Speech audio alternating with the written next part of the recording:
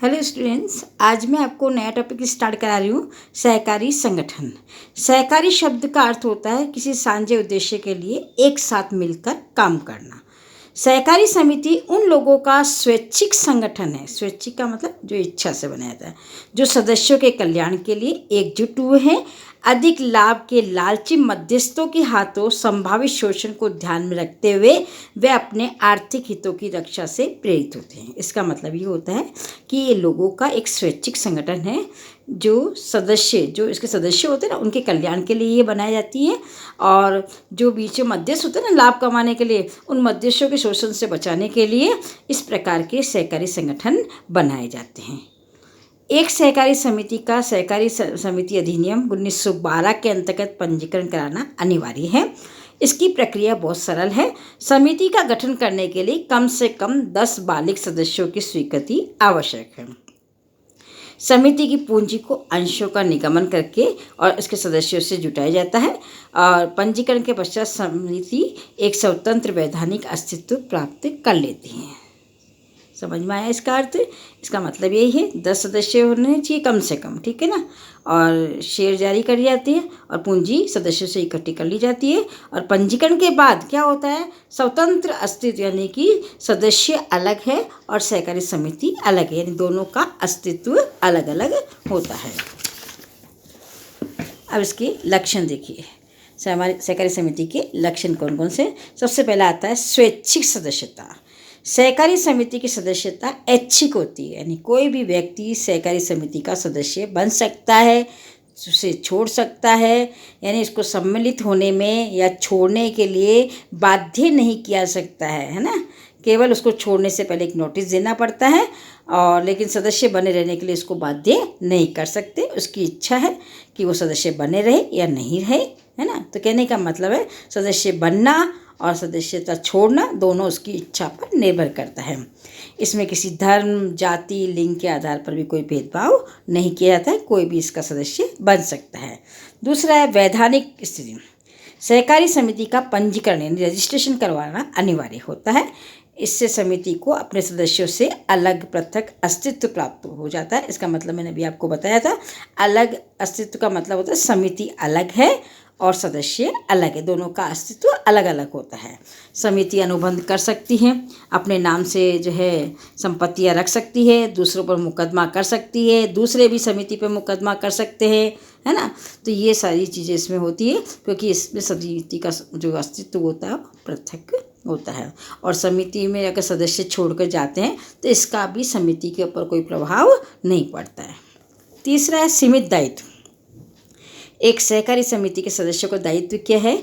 उनके द्वारा जितना पैसा लगाया जाता है शेयर के अंदर, वहीं तक उनका दायित्व सीमित रहता है। यानी कहने का मतलब है कि उनकी रिस्क जो है वो लिमिटेड रहती है, यानी कभी भी समिति को कोई नुकसान हो जाए तो उनकी जो राशि लगी हुई है, इन्वेस्ट जो कर रखी है, वहीं तक उनका दायित्व होगा। निजी संपत्ति पर कोई इसका अधिकार नहीं होगा।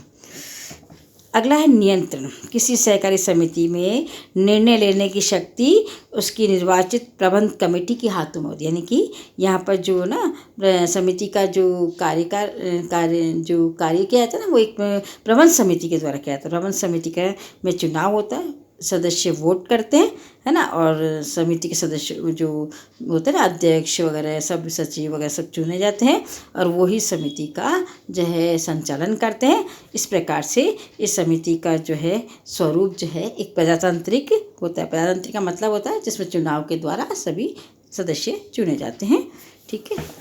नेक्स्ट है सेवा भावना। समिति का उद्देश्य पारस्परिक सहायता और कल्याण के मूल्यों पर अधिक जोर देते हैं, इसीलिए इसके कार्य में सेवा भावना का प्रभुत्व महत्व होता है।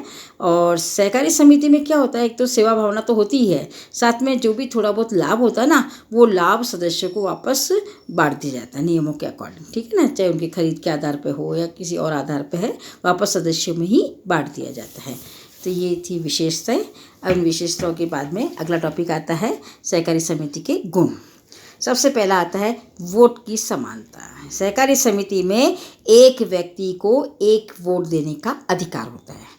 चाहे सदस्यों ने कितनी भी पूंजी क्यों न लगाई हो, वोट जो है उनको एक ही देने का अधिकार होता है। नहीं, समझ में आ गया? यानी पूंजी के हिसाब से, यानी उसकी शेयर के हिसाब से कोई वोटिंग नहीं होती, सबको समान वोट देने का अधिकार होता है।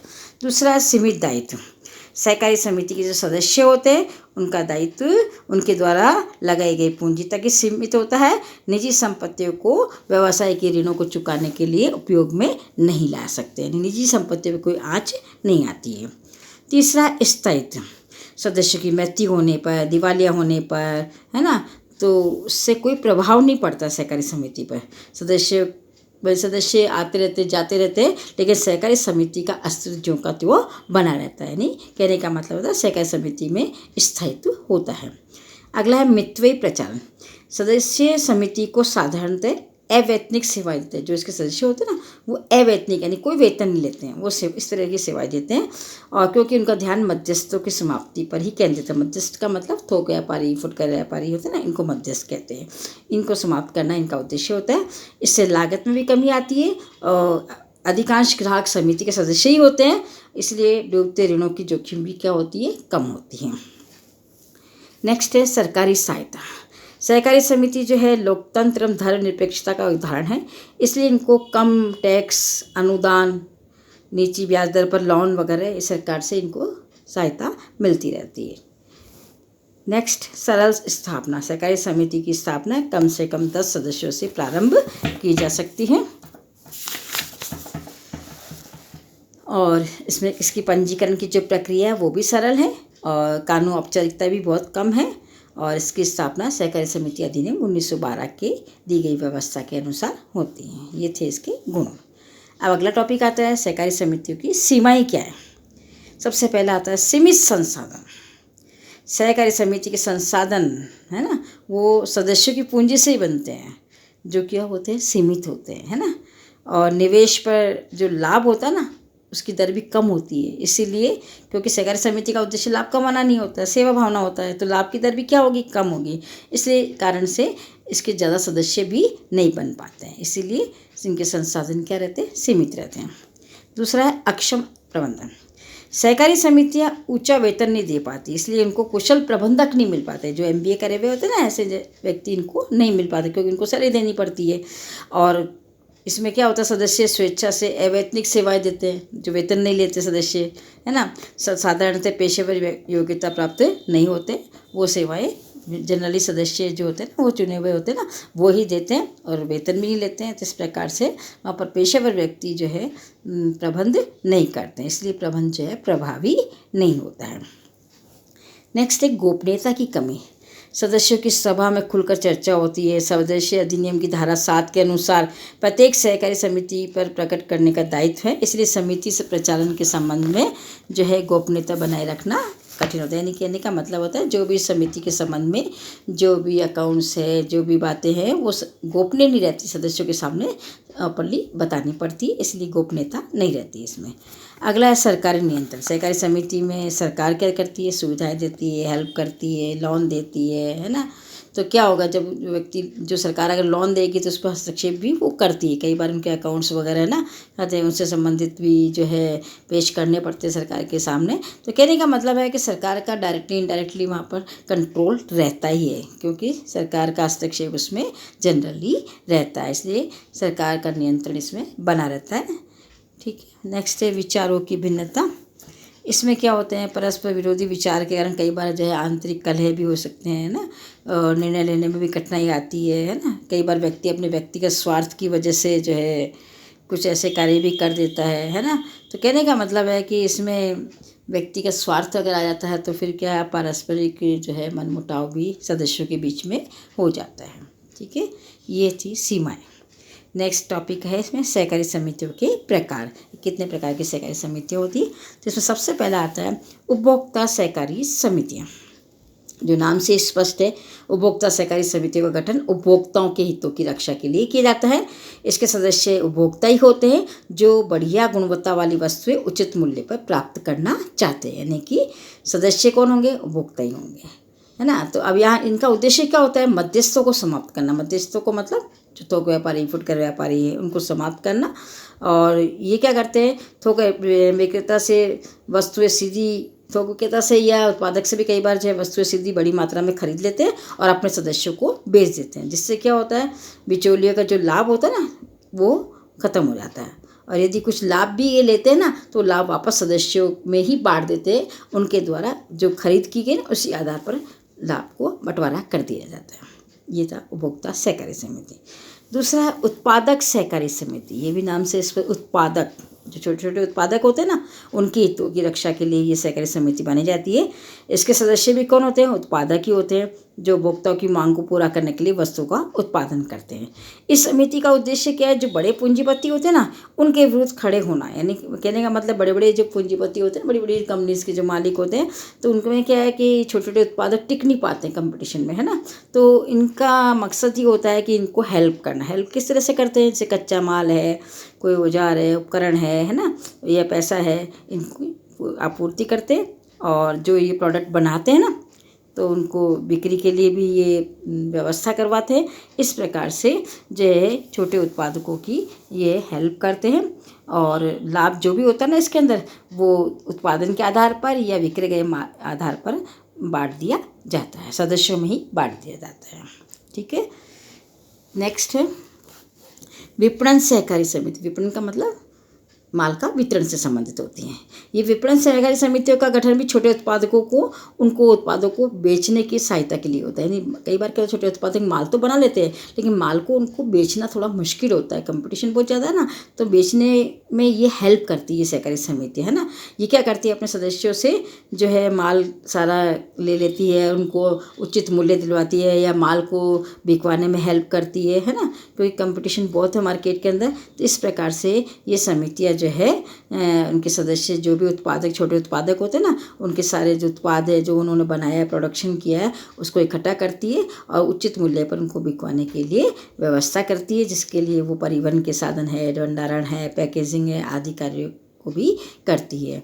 और लाभ जो होता है ना वो उत्पाद संघ के सदस्य जितने होते हैं उनके योगदान के अनुपात में बांट दिया जाता है। ध्यान रखना, ये सहकारी समितियों में लाभ जो है उनके सदस्यों में ही बांटा जाता है और ये बनाई भी सदस्यों के लिए ही जाती है। ठीक है।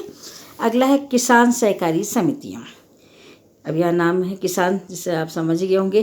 किसान सहकारी समितियों का भी गठन किसानों को उचित मूल्य पर आगत उपलब्ध कराकर उनके हितों की रक्षा के लिए किया। आगत का मतलब जो उनको चाहिए, है ना, तो क्योंकि ताकि वो खेती करे तो जो भी उनको बीज है, खाद है, औजार है, जो भी चाहिए वो उपलब्ध करवाती हैं। जो मिलकर कृषि कार्य को करना चाहते हैं, ये वो इसके सदस्य वे किसान होते हैं जो मिलकर कृषि कार्य को करना चाहते हैं। इसका मतलब ये होते हैं जो छोटे छोटे किसान होते हैं जिनके पास संसाधन कम होते हैं ना, वो सभी किसान मिलकर जो है क्या करते हैं, कृषि का काम करते हैं, उत्पादकता को बढ़ाते हैं। और ये समितियाँ फसलों को उगाने के लिए अच्छी गुणवत्ता वाले बीज है, खाद है, मशीनरी है, ये उपलब्ध करवाती है। इससे न केवल किसानों की पैदावार या आय बढ़ती है बल्कि इनको खंडित भू जोतों से संबंधित समस्या को हल करने में भी सहायता मिलती है। खंडित का मतलब होता है छोटे छोटे किसान होते हैं, उनकी भूमि क्या होती है, छोटी छोटी भूमि होती है। अब छोटी भूमि में क्या होता है कि खेती करना थोड़ा मुश्किल होता है, आधुनिक टेक्नोलॉजी का उपयोग नहीं किया सकता है। तो क्या होते हैं वो छोटे छोटे किसान है ना, वो सब मिलके और क्या करते हैं, खेती करते हैं। तो इनके पास एक बड़ा भू आकार रहता है। अब बड़े भू आकार में वो आधुनिक टेक्नोलॉजी का भी उपयोग कर सकते हैं और संसाधनों का भी उपयोग कर सकते हैं। इस प्रकार से ऐसे किसानों की मदद के लिए ये सहकारी समितियाँ बनाई जाती हैं। नेक्स्ट है सहकारी ऋण समितियाँ। सहकारी ऋण समितियों की स्थापना सदस्यों को आसान शर्तों पर सरलता से कर्ज उपलब्ध कराने के लिए, जिसको पैसा चाहिए ना, कर्ज चाहिए, तो उनके लिए ये, ठीक है ना। इसके सदस्य वे व्यक्ति होते हैं जो ऋणों के रूप में वित्तीय सहायता प्राप्त करना चाहते हैं।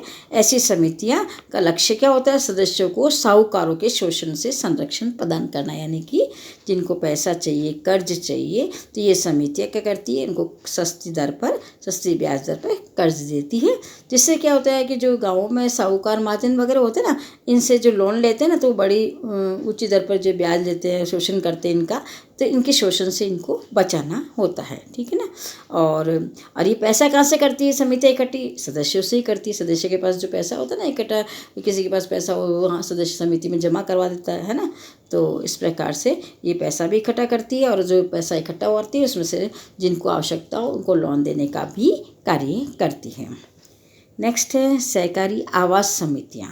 सहकारी आवास समितियों की स्थापना सीमित आय के लोगों को उचित लागत पर मकान जो है बनाने में सहायता के लिए की जाती है। इसके सदस्य वे व्यक्ति होते हैं जो उचित मूल्य पर रहने का स्थान प्राप्त करने के इच्छुक होते हैं। कहने का मतलब है जिन लोगों की इनकम कम होती है, वो अपना मकान बनवाना चाहते हैं या ख़रीदना चाहते हैं, उनकी हेल्प के लिए ये सहकारी समितियाँ बनाई जाती है। अब कैसे, जैसे आपने देखा होगा ना, जैसे फ्लैट वगैरह बनते हैं तो फ्लैट समितियाँ क्या करती है, फ्लैट बनवा देती है, इनको सदस्य जो होते हैं ना उनको दे देती है ना, और किस्तों में पैसा चुका दिया जाता है। या कोई अपना मकान बनवाना चाहता है तो उनको जो है वो भी ज़मीन वगैरह भी उपलब्ध करा सकती है ताकि वो अपनी पसंद का मकान बनवा सके। और जो तो कहने का मतलब है मकान बनवाने के लिए जो पैसे की ज़रूरत होती है तो ये पैसा देती है बनवाने के लिए, फिर बाद में वो व्यक्ति जो है किस्तों में पैसा वापस समिति को चुका देता है। इस प्रकार से जिनकी कम आय होती है उनको हेल्प मिल जाती है मकान बनवाने के लिए, ठीक है ना। इस प्रकार से इन सहकारी समितियों के बारे में मैंने आपको बताया, समझ में आया होगा। ओके, नेक्स्ट टॉपिक संयुक्त पूंजी कंपनी अगले वीडियो में। Okay, take care, bye.